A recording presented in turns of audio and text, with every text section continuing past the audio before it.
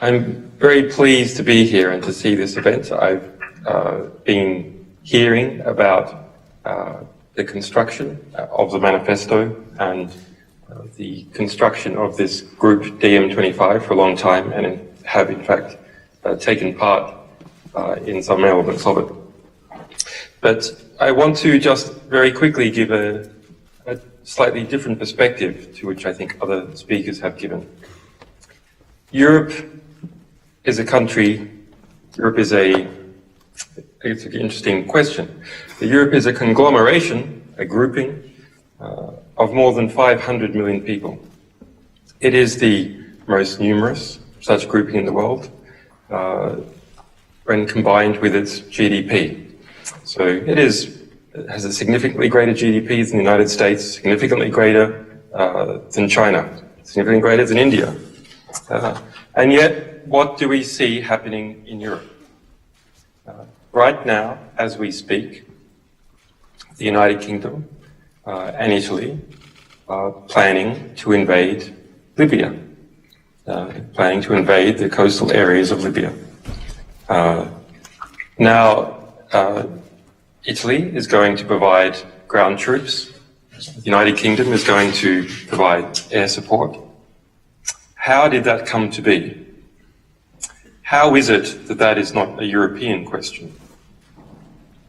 The refugee movements that have come into Europe, which have destabilized the Schengen area, which have seen the rise of xenophobia and the toxic nationalism.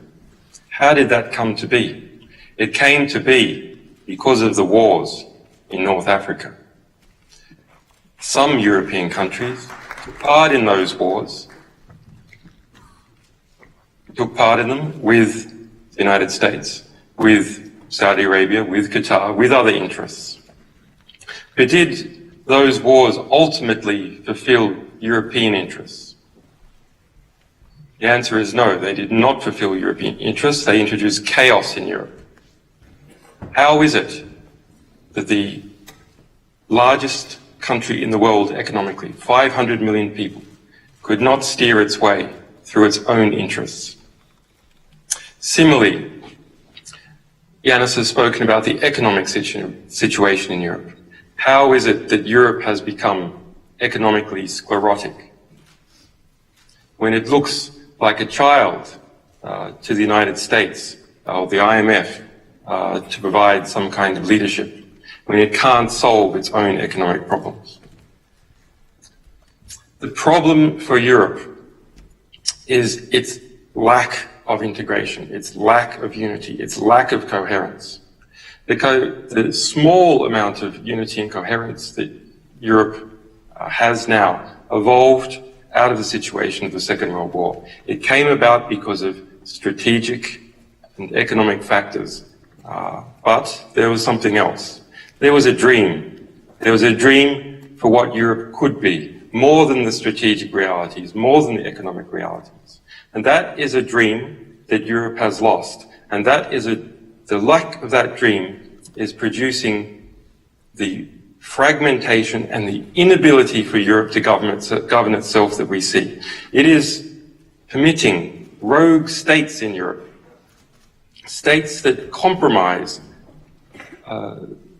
the genuine interests of European people in a severe way, getting involved in misadventures in Northern Africa with the United States, spying on European institutions such as Sweden and the United Kingdom with the United States, subverting the rule of law within Europe, something that I have experienced personally, and of course people that I need to care about, potential sources have experienced personally.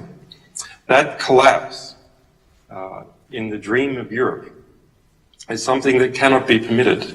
We must fight against it, because otherwise winter is coming, war is coming to Europe.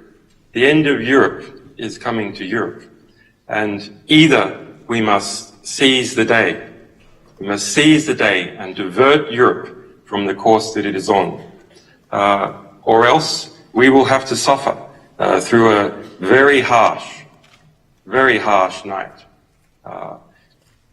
if we do, if that night comes, if we are not able to govern ourselves according to the reality that we face, then we must be prepared. We must be prepared to rebuild, to reconstruct a new Europe after that period.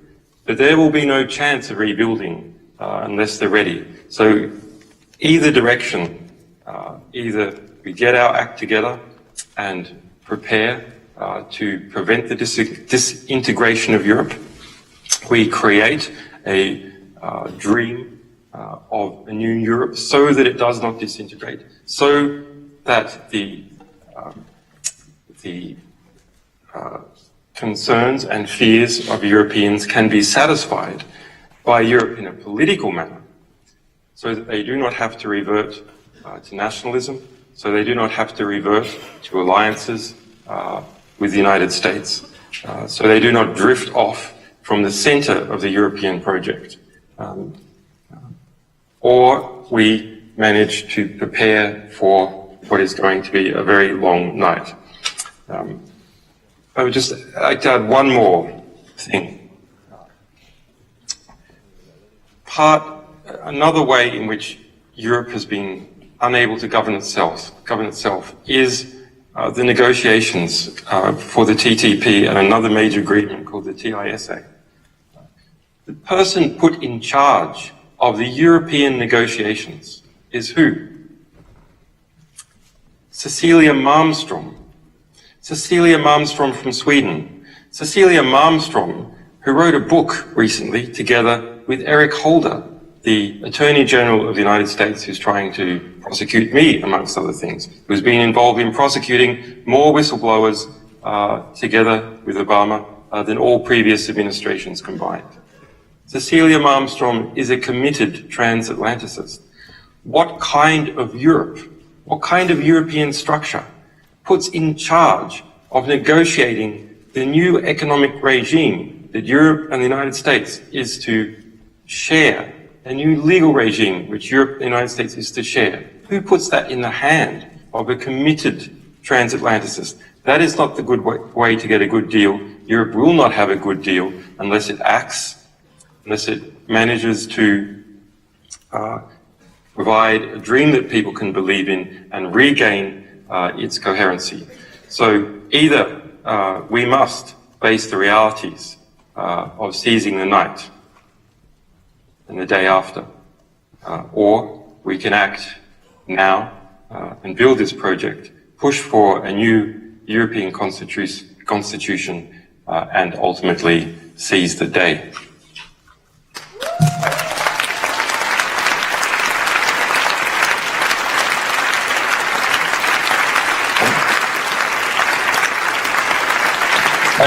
I've just been handed a note with some breaking news. This is entirely on my own personal circumstance. I hope you don't mind me taking a moment for it. But the UN High Commissioner for Human Rights, Prince Zeid Al Hussein, who is in charge of the UNHRC, has just denounced Sweden and the UK for not obeying the law in relation to the verdict it recently gave on me. Human rights law, which has been most significantly propagated by Europe. Treaty law is binding law. It is not some passing fancy that a state can apply sometimes and not in others.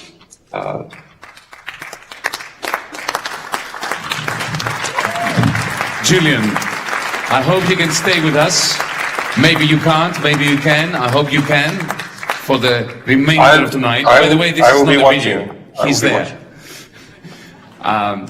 Let me just relate to you the one message that came out loud and clear in today's sessions earlier today. I will simply repeat it with no analysis. None is necessary. Free Julian Assange, amnesty for everyone who has fought for transparency, freedom for Chelsea Manning, and amnesty for Edward Snowden.